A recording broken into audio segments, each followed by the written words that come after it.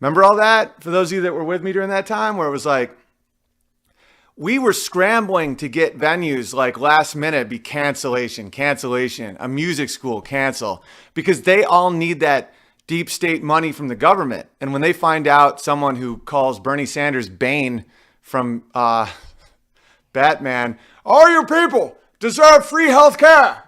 The 1% have been stealing from you, the people. The fucking morons will vote this in. There's a bomb somewhere in Gotham. It will explode one day, and you don't know when. It's called Social Security. It is a Ponzi scheme. So so much truth was revealed to me in that time, because I realized that we're not governed by the free market in many aspects of America. We're governed by the deep state that will not give funding to anybody that allows someone like me in. And they have absolutely people being paid to enforce this and to just try to make this tiny minority of powerful elites appear to be a big thing. It's called astroturfing. Like a grassroots movement is what we actually have right now. Right now, there's almost 1,800 people just watching this. That's called grassroots. It's like when Red Bull came out, they didn't even need commercials. There's no commercial for this. I can't even tweet out a link because I'm banned from Twitter again. It's like, this is real. This is people being like, people just throwing me tips just to talk to me about stuff. That's real. AstroTurf is when the global elites and these evil socialists, they try to make something look like grassroots, but it's really fake. That's why it's called astroturfing. And they do it with these paid bots and all this stuff. Like Russia was not trying to get Donald Trump elected. They were trying to create chaos in our civilization, and they were absolutely effective. They wanted to create this tension, whether it's race or gender, and they've been doing this for a while. This isn't just with Trump. And Obama helped usher this in with his Saul Alinsky training.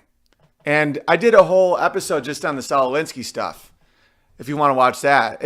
You have to know the Saul Alinsky 12 rules for radicals if you want to understand the left and how they operate. So, and that was one of Obama's heroes who helped him learn community organizing in Chicago. One of the reasons a lot of people were duped into voting for Obama in '08, myself included, that was the last Democrat I'll ever vote for ever again, but because we didn't know anything about him. I truly thought he'd be good for the American psyche, that we would have a black president. That's like, anybody that thinks that I'm just like brainwashed and I'm just this brainwashed conservative, it's like, no, I came to these conclusions with a fair amount of social ostracism and pain. And I was not raised to think this way. I was raised to think logically and to think for myself.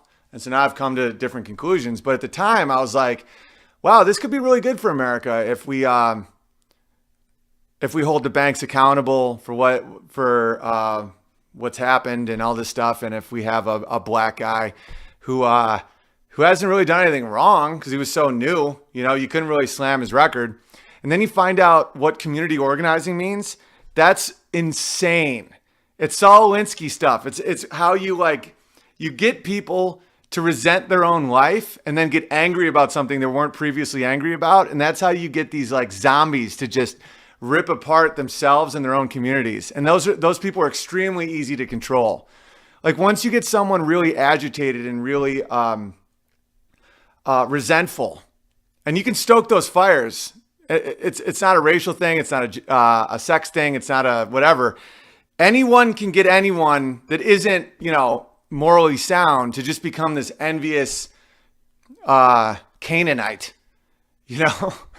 where it's just, you should be paid more. The white people are paid more. The men are paid more. You shouldn't have to live in this apartment. You shouldn't, gentrification it means your community is getting better. Somehow they made that a bad thing. It's crazy what they're capable of. And so Obama was trained in this manner and how to change the meaning of words to serve your cause, and how to never, notice Obama was never the guy to say, if you're against me, it means you hate black people. But all his people were. They controlled the media so that anytime someone was against socialized healthcare, which ends in starvation and genocide, it immediately became, you hate black people. Or if you're against Maxine Waters, you hate black people. No, I'm against these crazy disgusting anti-American fascists. That's who I'm against. And the fact she's black is just a random coincidence. So does that mean when you're against Kanye West or Larry Elder or Thomas Sowell, does that mean you're racist? And this is the biggest thing you have to take away from this, is they don't care. The left has no pride in logical consistency whatsoever. So when you pin them into the wall that way, like, oh, well, you don't like Candace Owens, does that mean you hate black females? They don't, not only are they don't have an aha moment of like, whoa, that's a good point. I guess it really isn't about race and gender. It's more about ideas. Nope. They'll just immediately be like, you're a bigot. Because they don't care about logical consistency. And that's why I keep telling people to understand postmodernism.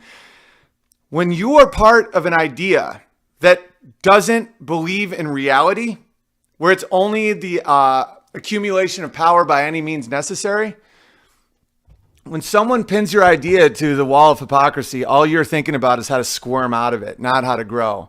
And these people truly are embracing evil. I'm not going to say that they are evil people, because I think people are capable of redemption. And I think that we all have good and evil in all of us. And that's why we have these struggles. But they have embraced evil. So right now they are evil. They are capable of redemption, but right now they're evil.